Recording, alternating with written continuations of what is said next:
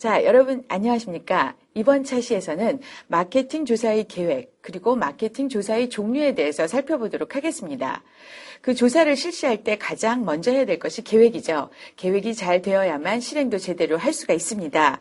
그래서 학습 목차에 보시면 먼저 문제를 파악하는 것과 조사 계획의 수립에 대해서 공부를 하게 되겠고요. 그 다음에 계획을 하기 위해서는 조사에 어떤 것들이 있는지를 살펴봐야 되기 때문에 마케팅 조사의 종류 또 파악을 해보도록 하겠습니다. 구체적인 내용은 학습 목표에 나와 있는데요. 먼저 마케팅 조사를 할 때에는 문제를 잘 파악해야 되겠고 또 문제 파악이 무엇인가라는 것도 사실상 실무자들이 잘 이해를 해야 됩니다. 그렇기 때문에 문제 파악의 의미 그리고 범위에 대해서 살펴보고요. 그 다음 조사를 같이 실행한다 하더라도 가능하다면 효율적으로 조사를 실행하는 것이 좋은 결과를 얻기 위해서 중요한 방법이 되겠고 또 절차가 되겠습니다. 그래서 효율적인 조사를 위한 마케팅 조사 계획의 수립 절차 어떻게 진행해야 되는지 한번 같이 생각해 보도록 하겠습니다. 그리고 또 중요한 것이 있죠. 조사를 할 때 어떤 내용들이 포함되어야 할지를 미리 알고 시작해야만 나중에 결과가 나왔을 때 이거 놓쳤구나 라고 후회하지 않게 됩니다. 이렇게 되면 비용의 낭비가 있겠죠. 그런 의미에서 조사에 포함되어야 될 내용들 하나하나 좀 살펴보고요. 마지막으로 마케팅 조사의 유형은 무엇이 있는지를 한번 살펴보도록 하겠습니다. 자, 이제 다음 페이지로 넘어가서 본격적으로 학습을 시작해 보도록 하겠습니다. 자, 그럼 첫 번째로 문제의 파악에 대해서 한번 살펴보겠습니다. 자, 일단 문제의 파악이라는 건 굉장히 중요하다고 앞에서도 강조를 했는데요.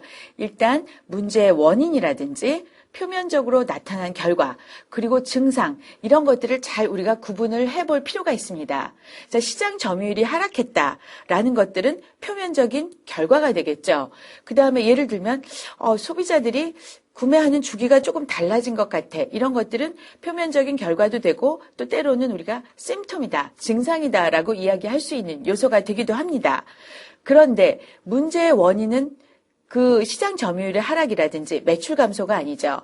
우리 제품이 가지고 있는 불만 요소가 있다라든지 아니면 유통 채널에서의 문제가 있다라든지 또는 경쟁업체가 새로운 제품을 출시했기 때문에 이런 문제가 생겼을 수도 있습니다. 그렇기 때문에 우리가 나타난 증상이라든지 결과 이런 것들을 문제의 원인하고 좀 구분해서 살펴봐야 되겠고요. 그 다음 이런 것들을 마케팅 관련 의사결정으로 연결시켜서 의사결정에서의 문제점이 무엇인지 또 살펴봐야 되겠습니다. 그리고 그 다음에 해야 될 것이 바로 마케팅 조사 문제는 어디까지 우리가 건드려야 될 것인지 이런 것들을 잘 정리를 해야 되겠죠. 우리는 전지전능한 관리자가 아닙니다. 물론 다른 부서에서 해결해야 될 문제들이 나타나기도 하는데 이런 것들을 발견을 하면 그런 것들은 다른 부서에 이관을 하면 되겠습니다. 그 대신 우리가 실행해야 될 것은 마케팅 조사에 국한되어 있기 때문에 물론 그렇다고 해서 그것만 살펴보면 안 되겠지만 문제들을 잘 따져보고 그 다음에 우리가 다른 부서에 넘겨줘야 될 것들은 넘겨주고 그 대신 우리가 마케팅 조사를 통해서 얻어내야 될 자료들 그것이 의사결정에 어떻게 연결이 될지 이런 것들을 잘 찾아내서 그 다음 보시는 대로 조사 노력을 여기에 집중시키는 것이 우리가 해야 될 일입니다. 사실 요즘은 우리가 무엇이든지 잘 알아야 되기는 합니다. 그렇긴 하지만 그 잘 알아야 된다라고 한다는 것은 결국 다른 부서에서 해결할 일도 내가 해결한다 이런 의미가 아니라 우리가 해야 할 일, 옆에서 해줘야 할, 때로는 우리가 포기해야 할 일도 있습니다. 이런 것들을 잘 파악해서 우리가 조사할 때 과연 어디에 역량을 집중해야 되는지 그래서 우리가 어떤 결과를 도출해야 되는지 이런 문제를 잘 파악하는 것이 역량이 되겠죠.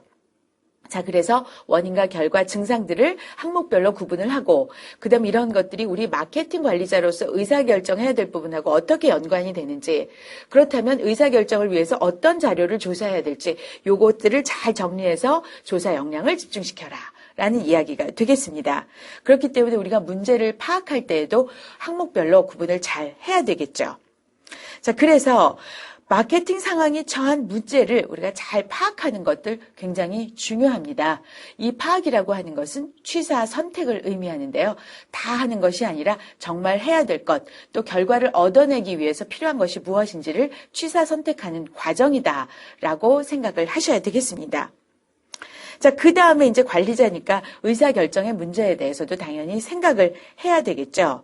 다시 말해서 시장 점유율 회복을 위해서 과연 우리가 무엇을 해야 될까 하는 것이 의사결정의 포인트가 되겠고, 또 예를 들면 시장 세분화를 하는데 과연 지금까지 쓰고 있던 시장 세분화 기준을 유지하는 것이 맞을지, 아니면 다른 기준을 통해서 우리가 시장 세분화를 하는 것이 바람직할지, 이런 것들 의사결정해야 될 부분입니다. 또 촉진을 하고 있는데 촉진 활동에 들어가는 예산을 과연 늘려야 될지, 그대로 써야 될지, 아니면 촉진 믹스 요소들별로 배분을 달리해야 될지, 이런 것들 의사결정을 해야 되겠죠? 자, 그러다 보니까 앞으로 다시 가서 문제의 원인을 잘 파악해야만 의사결정을 할 때 제대로 된 자료를 가지고 지원을 받아서 답을 낼 수가 있겠죠. 그래서 마케팅 조사 문제라고 하는 것은 마케팅 관련 의사결정을 어떻게 내려야 되는지를 한번 보고 거기에 맞춰서 거기에 기초 자료가 될 수 있는 그런 것들을 조사를 통해서 얻어내야 된다라고 생각을 하셔야 됩니다. 그렇기 때문에 수집될 정보가 과연 의사결정에 지원이 되는 부분인지 아닌지를 파악하고 내용을 결정해야 되겠죠. 그래서 우리는 다양한 환경 요소, 마케팅 원론에서 우리가 앞부분에서 배웠던 것인데요. 그 환경 요소도 이해를 해야 되고요. 또 마케팅 관리자는 어차피 얻어진 데이터를 가지고 의사결정을 해야 되기 때문에 시장 조사를 하는 사람과 관리자가 긴밀한 협조를 해야 된다라는 것도 잘 생각해 두셔야 됩니다. 그리고 앞에서 나왔던 대로 명확한 조사 문제를 잘 파악해야 되겠죠. 그래서 이 조사를 통해서 정말 조사로 끝날 것인지 아니면 문제 해결의 기초가 될 것인지 잘 생각을 해야 되겠고, 거기에 맞춰서 정확한 조사를 실행해야 된다라고 생각하시면 되겠습니다. 우리가 조사하면 그 설문지부터 일단 만들어야 되겠다라는 생각을 하는 경우가 많고요. 그냥 무의식 중에 설문지 1, 2, 3, 4, 5 뭐 이렇게 만드는 경우가 있는데, 그렇게 해서는 안 되겠다. 의사결정을 할 수 있도록 지원해주는 그런 기초자료에는 무엇이 있는지를 잘 파악하고 명확한 조사, 또 비용을 낭비하지 않는 효율적인 조사가 될 수 있도록 계획을 잘 수립해야 되겠다. 그러기 위해선 문제 파악을 잘해야 되겠다. 이렇게 정리를 해두시면 되겠습니다. 자, 이제 다음 페이지로 넘어가 보겠습니다. 자, 이제는 조사로 들어가게 되겠는데요. 그러기 위해서 조사의 유형에 대해서 설명을 드리도록 하겠습니다. 물론 이런 것들을 잘 파악하고 있어야만 사실은 계획도 세울 수 있고, 또 업체가 세운 계획이 맞는 것인지, 왜 여기까지는 조사를 안 했습니까? 뭐 이렇게 이야기도 할 수 있기 때문에 여기에 대해서는 여러분들이 미리 숙지를 해야 되고요. 사실은 앞에 것들을 하기 위해서는 앞으로 14차시까지의 내용을 여러분들이 쭉 꿰뚫고 있어야 됩니다.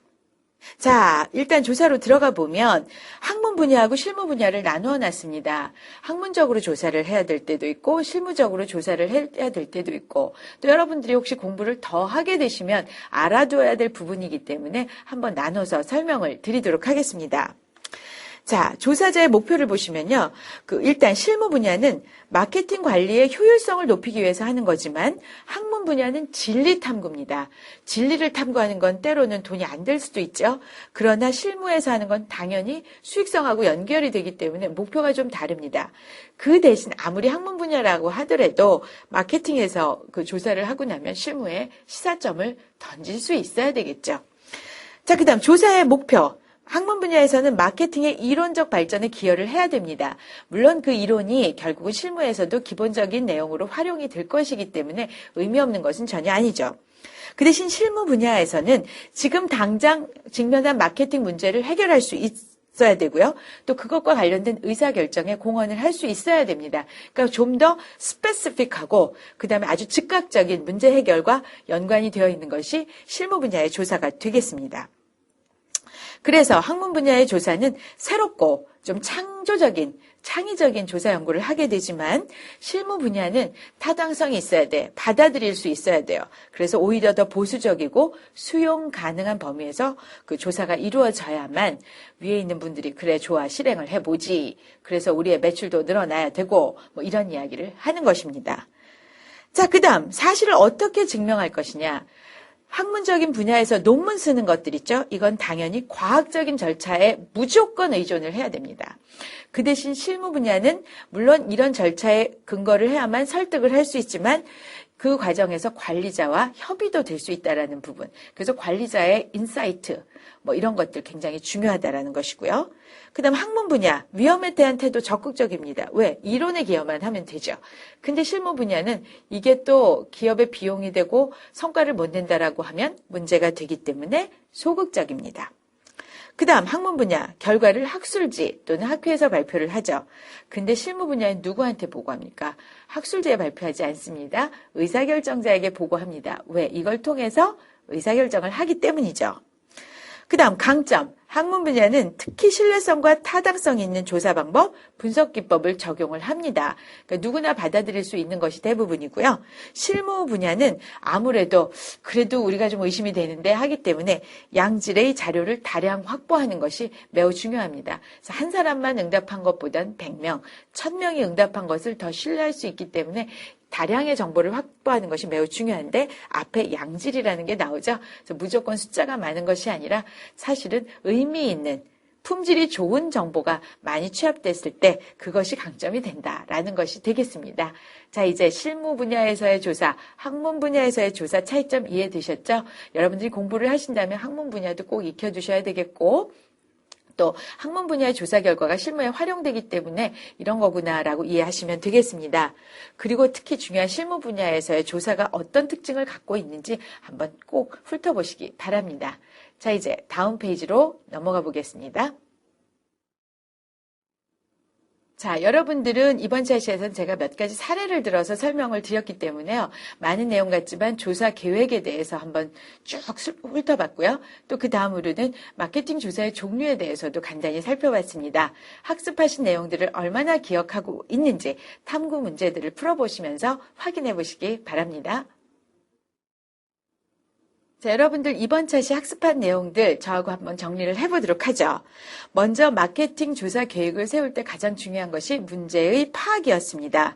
즉 실사를 하기에 앞서서 문제가 무엇인지를 구체적이고 명확하게 파악하는 것이 매우 중요하다라고 말씀을 드렸죠. 그래서 우리가 문제 인식을 통해서 의사결정의 문제는 무엇이고 또 그걸 뒷받침할 조사 문제는 무엇인지 각각 구분을 해서 좀 파악을 해 두어야만 정말 문제 해결을 제대로 할 수 있는지 그 가능성도 높이고 또 그것에 필요한 정확한 조사를 실행할 수 있다라는 점 기억해 두셔야 되겠습니다. 문제 파악이 제일 중요하다라는 내용이 되겠죠. 그 다음 조사를 진행하는 데 있어서는 일단 조사의 목적을 명확히 하고 조사의 내용이 어떤 것들이 들어가야 될지 그리고 조사의 방법이 무엇인지 이런 것들이 구체적으로 들어가 있어야 합니다. 그리고 조사 계획서를 작성할 때에는 자료 수집 방법, 계획, 그 다음에 자료 처리, 분석 방법, 그리고 예산이나 기간 같은 것들도 그 조사 목적, 내용과 아울러서 꼭 반드시 들어가 있어야만 우리가 그때그때 다시 한번 훑어보아 가면서 조사를 제대로 진행도 할 수 있고 또 조사에 앞서서 빠진 것이 없는지 미리미리 훑어볼 수 있다라는 점도 반드시 기억해 둬야 될 내용이 되겠습니다.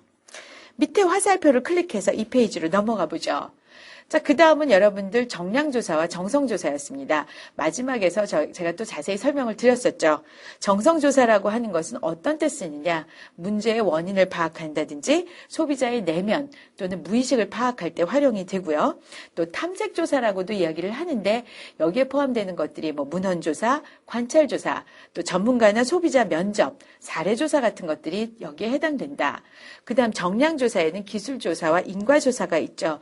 즉 문제 해결과 관련된 결과를 도출하는 데에는 그래도 정량조사를 많이 활용을 하게 되는데 일반적인 서베이를 기술조사라고 이야기를 하고요. 특히 원인과 결과 사이의 관계를 규명하는 것은 인과조사라고 한다라고 설명을 드렸습니다. 자, 우리가 조사 계획에 대해서 길게 설명을 했지만 제가 학습 내용 요약에서는 간단하게 설명을 드렸죠. 여러분들 꼭 숙지해야 될 내용들 아셔야 되겠고요. 그 다음에 그 조사 업체가 그 계획서를 어떻게 제출해야 되는지 그 내용들이 어떤 게 포함되어 있어야 되는지는 여러분들 실무적으로 반드시 알아두시면 많은 도움이 될 것 같습니다. 자, 이렇게 해서 여러분들 이번 차시에서는 마케팅 조사의 계획 그리고 종류에 대해서 공부를 했습니다.